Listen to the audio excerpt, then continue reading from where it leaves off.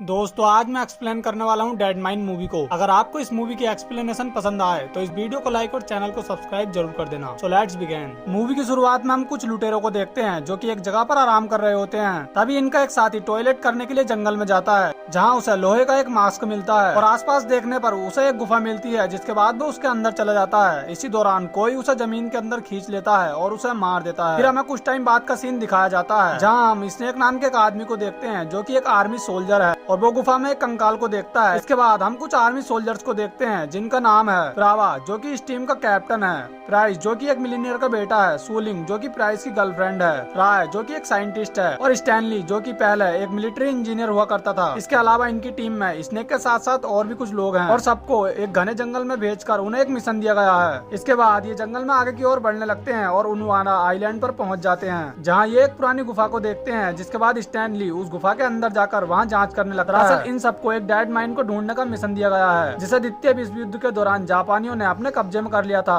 अब वो पूरी तरह से एक बंकर में बदल चुकी है। इसके बाद स्टैनली बाहर आ जाता है, लेकिन प्राइस उसे अंदर जाकर उस गुफा की अच्छी तरीके से जांच करने के लिए कहता है, लेकिन स्टैनली उसे मना करता है क्योंकि उसे पता चला है कि उस एरिया में ज्यादातर भूकंप आते रहते हैं और ये गुफा काफी पुरानी है और अगर ये लोग जांच करने के लिए उस गुफा के अंदर जाएंगे तो भूकंप के कारण सब लोग गुफा के अंदर भी फंस सकते हैं। इसके बाद ये लोग वहाँ रहने के लिए कैंप लगाते हैं क्योंकि ये कुछ दिनों रहकर वहाँ जांच करने वाले हैं। इसके बाद हम प्राइस को देखते हैं जो कि अपनी गर्लफ्रेंड से बात कर रहा होता है। इसी दौरान वहाँ कुछ लुटेरे आ जाते हैं और इन सब पर गोलियां चलाने लगते हैं। जिसके बाद प्रावा की टीम लुटेरों से बचते हुए सब लोग गुफा के अंदर चले जाते हैं। तभी वहाँ एक ब्लास्ट हो जाता है और एरो बुरी तरह से घायल हो जाता है और उसका पैर पत्थरों के बीच में फंस जाता है और पत्थर गिरने की वजह से उस गुफा का दरवाजा पूरी तरह से बंद हो चुका था। इसके बाद स्नेक और बाकी लोग एरो के पैर को वहाँ से निकाल लेते हैं, लेकिन इस दौरान एरो को बहुत ज्यादा पेन हो रहा था और उसका पैर बुरी तरह से घायल हो जाता है। इसके बाद प्रावा वहाँ से बाहर निकलने का रास्ता खोजने के बारे में सोचता है, लेकिन तभी प्राइस उनको बताता है दरअसल उन सबको यहाँ किसी माइन को ढूंढने के लिए नहीं लाया गया है, बल्कि उनका असली मिशन यहाँ यमस को ढूंढना है, क्योंकि वो यमस को ढूंढना चाहता है जो कि एक प्रकार का गोल्ड है। और प्राइस के फादर ने भी अपनी कंपनी के साथ मिलकर एक द्वीप पर ऐसे ही बंकर की खोज की थी, यानी कि एक ऐसी ही गुफा की खोज की थी और वो भी उस गोल्ड को ढूंढना चाहते थे। प्राइस और राय ने कुछ मैसेज के द्वारा यह पता लगाया है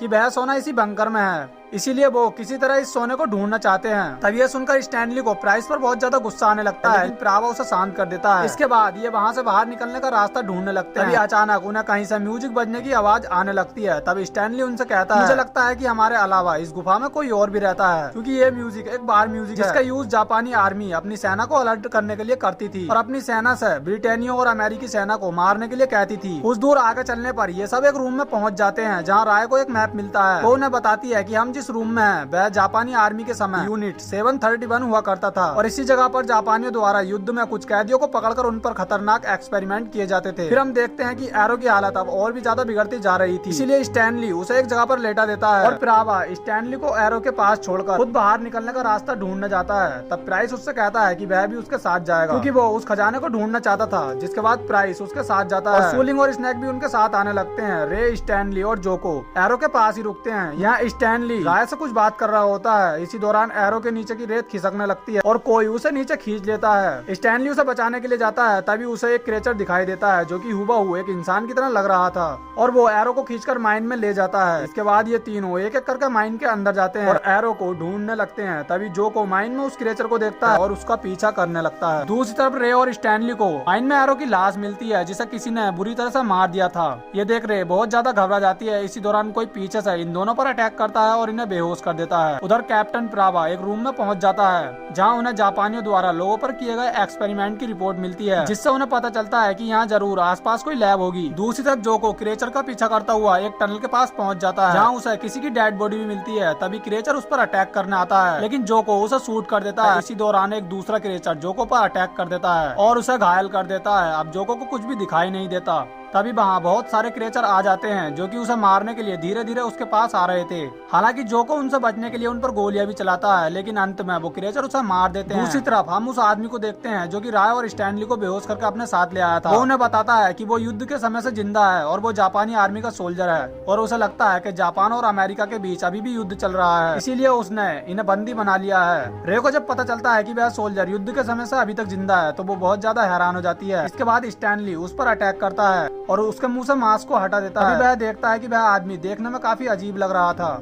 और वो बिल्कुल सच कह रहा था कि भाई युद्ध के समय से जिंदा है और जापानी आर्मी का सोल्जर है। इसके बाद रे उसे बताती है कि जापान और अमेरिका के बीच युद्ध बहुत पहले ही समाप्त हो चुका है। इसके साथ ही वह उसे एक वीडियो टेप दिखाती है जिसमें जापानी आर्मी ने युद्ध में आत्मसमर्पण कर दिया था। ये देख सोल्जर बहुत ज्यादा खुश हो जाता है और अपने चीफ तड़ाकी के डेड बॉडी के सामने सर झुकाकर उन्हें सलाम करने लगता है। दूसरी तरफ एक क्रेचर वेंटिलेटर से निकलकर प्राइस पर अटैक कर देता है। तभी प्रावा उसे शूट कर देता है, लेकिन वो क्रेचर उल्टा प्रावा पर ही अटैक करने लगता है। स्नेक एक रोड से उसे मार देता है और प्रावा और प्राइस की जान बचा लेता है। उधर आर्मी सोल्जर स्टैनली को तड़ाकी के बारे में बताता है कि एक दिन युद्ध के सभी कैदी एक एक्सपेरिमेंट की वजह से क्रेचर में बदल गए थे और सेना की आपसी लड़ाई के बीच तड़ाकी की मौत हो गई थी। युद्ध से पहले तड़ाकी की बॉडी पर कुछ एक्सपेरिमेंट किए गए थे और उसे एक इंजेक्शन लगाया गया था जो कि बहुत ही ज्यादा पावरफुल था, क्योंकि उनका मानना था कि उस इंजेक्शन के यूज से तड़ाकी हमेशा के लिए यंग और पावरफुल रहेगा। लेकिन उसके बाद ही वो एक्सपेरिमेंट शाही आर्मी ने अपने सोल्जर के साथ किया था, जिसके बाद शाही आर्मी बहुत ज्यादा पावरफुल हो गई थी और उसी इंजेक्शन की वजह से ये आर्मी सोल्जर अभी तक जिंदा है। उधर कैप्टन प्रावा को एक सीक्रेट रूम मिलता है जो कि एक लैब हुआ करता था। उस लैब में वो एक क्रेचर को देखते हैं जो कि मरा हुआ था और उस पर तरह तरह के एक्सपेरिमेंट किए गए थे।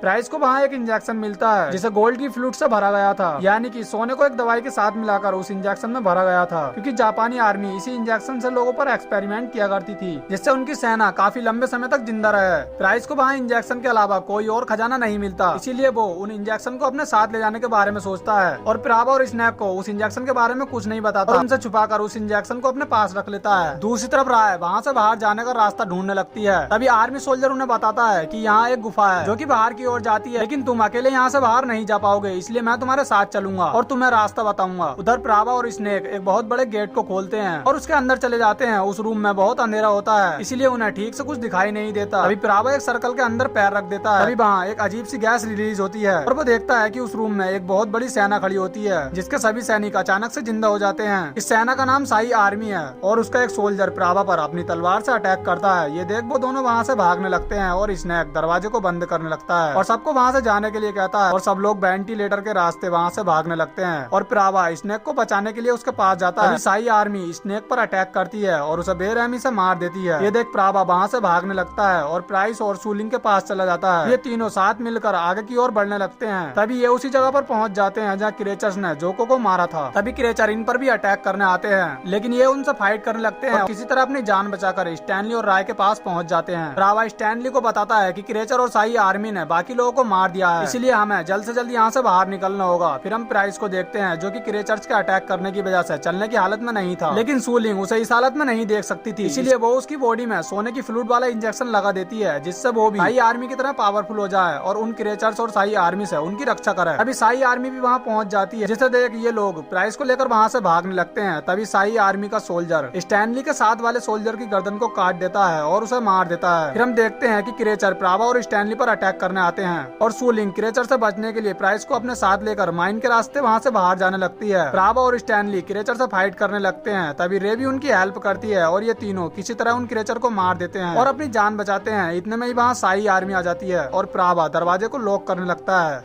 और स्टैनली और रे को वहाँ से जाने के लिए कहता है, जिसके बाद रे और स्टैनली वेंटिलेटर से होकर माइन में चले जाते हैं। अभी शाही आर्मी किसी तरह दरवाजे को तोड़कर अंदर आ जाती है और प्रावा को मार देती है। उधर हम प्राइस को देखते हैं जो कि एक क्रेचर बन चुका था और वो सूलिंग को बुरी तरह से मार देता है। दूसरी तरफ रे और स्टैनली को पानी में एक रास्ता मिलता है जो कि वहाँ से सीधा बाहर की ओर जाता है। अभी शाही आर्मी का सैनिक वहाँ पहुँच जाता है और रे और स्टैनली उस रास्ते से बाहर आने लगते हैं। पानी के रास्ते होकर राय गुफा से बाहर एक तालाब में आ जाती है और स्टैनली को आवाज देने लगती है, लेकिन स्टैनली को सोल्जर ने मार दिया था, इसलिए वो बाहर नहीं आ पाया था। केवल सूलिंग ही जिंदा बची थी और वो जल्दी से तालाब से बाहर आ जाती है। तभी शाही आर्मी वहाँ पर भी पहुँच जाती है और उसका एक सोल्जर अंत में सूलिंग को भी मार देता है और ये मूवी यहीं पर खत्म हो जाती है। दोस्तों, अगर आपको इस मूवी की एक्सप्लेनेशन पसंद आई हो तो इस वीडियो को एक लाइक जरूर कर देना और साथ ही हमारे चैनल को सब्सक्राइब करके नोटिफिकेशन बेल को भी ऑन कर लेना। So thanks for watching guys.